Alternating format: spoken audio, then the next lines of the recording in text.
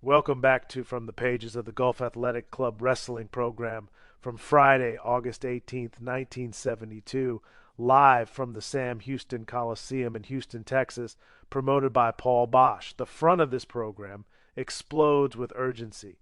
It doesn't ease you in, it shouts.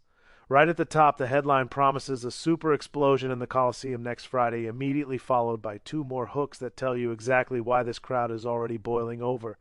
The commission has ordered a return Texas title battle, and fans are still in an uproar over Bearcat Wright's disqualification. The program makes it clear that what happened last week isn't settled, it's only getting worse. The program carefully lays out both sides. The Crusher insists Bearcat should have been disqualified anyway because he used his head, and a headbutt is illegal. Bearcat fires back that he was simply trying to win the best way he knew how and shouldn't have been disqualified at all. The matter goes before the authorities. Both sides are heard. The commission refuses to rule on whether the blow itself was legal, noting that most people present believed it was above the belt and therefore presumably legal. Then comes the decision that turns tension into gasoline. A return match for the title is ordered, and next week both Danny McShane and Dick Raines will referee, and the heart punch will be allowed for both men. The program practically dares you not to come back. Immediately following, the program dives even deeper with the referee's viewpoint on the heart-crushing punch. It explains that without an official ruling, enforcement is left to the referee's discretion. McShane's stance is laid out clearly and firmly. He believes the hold is dangerous and potentially deadly, and he has disqualified the Crusher for it from the beginning. He states that if it is wrong for one man, it is wrong for all men, and that he will disqualify anyone who uses it. He calls out the double standard of fans who hate the Crusher and cheer Bearcat for doing the same thing. Dick Raines counters with a different philosophy.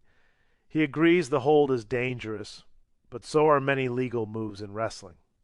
He compares it to holds that can break bones, yet are still permitted. His stance is that wrestlers must learn to defend against it rather than have it outlawed outright. The program doesn't tell you who is right. It lets the argument sit there unresolved, knowing the ring will decide.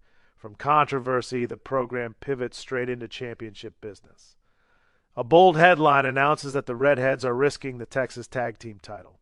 Red Lions and Red Bastion are presented as seasoned veterans who know how to fight their way out of trouble.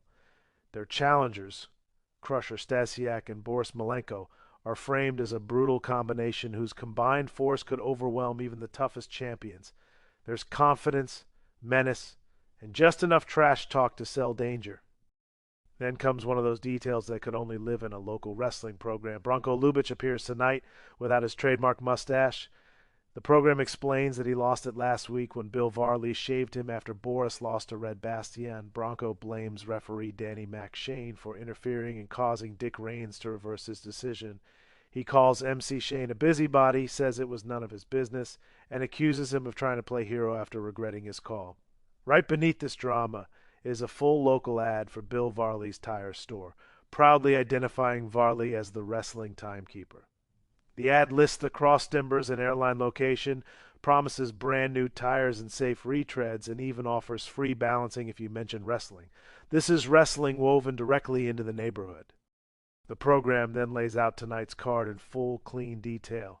The main event is for the U.S. American Heavyweight title, best of 3 falls, with a time limit, as Johnny Valentine defends against Wahoo McDaniel. The semifinal is for the Texas Tag Team Championship, best of 3 falls, with Red Bastion and Red Lions defending against Crusher Stasiak and Boris Malenko.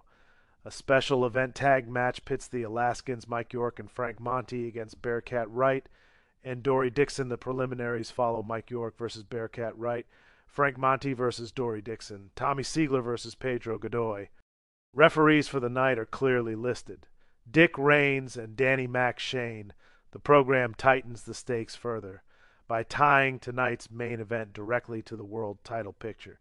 It explains that promoter Paul Bosch has just returned from an NWA convention in Las Vegas, where he succeeded in removing obstacles placed by Dory Funk Sr.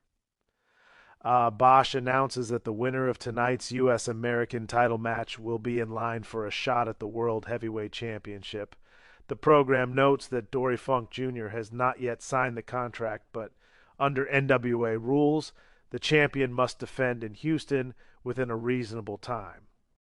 The tone becomes confrontational as Bosch openly challenges Funk Sr., accusing him of obstruction and attempted blackmail.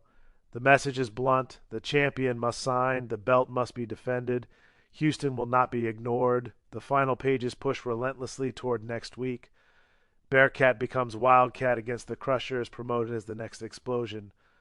Fans are urged to make reservations immediately. The program lists the central ticket office address, operating hours, box office rules, reservation policies, and even warns that permanent reservations can be reassigned if not claimed properly.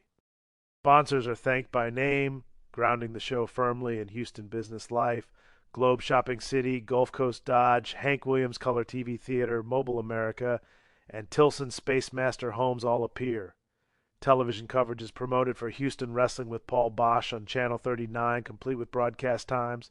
And just before the program ends, it introduces another hook for next week, Ricky Starr, the Rage of Europe, returning to the Coliseum with pink dancing shoes. His background in ballet, opera, college wrestling, and international stardom is described in loving detail, selling him as one of the most unique athletes in sports. The final note is pure old-school wrestling flavor, sitting next to a beer ad that promises better beer brewed with pure spring water. The message is clear. Come back next week. The fight isn't finished. See you next time. Farewell from the Empire State.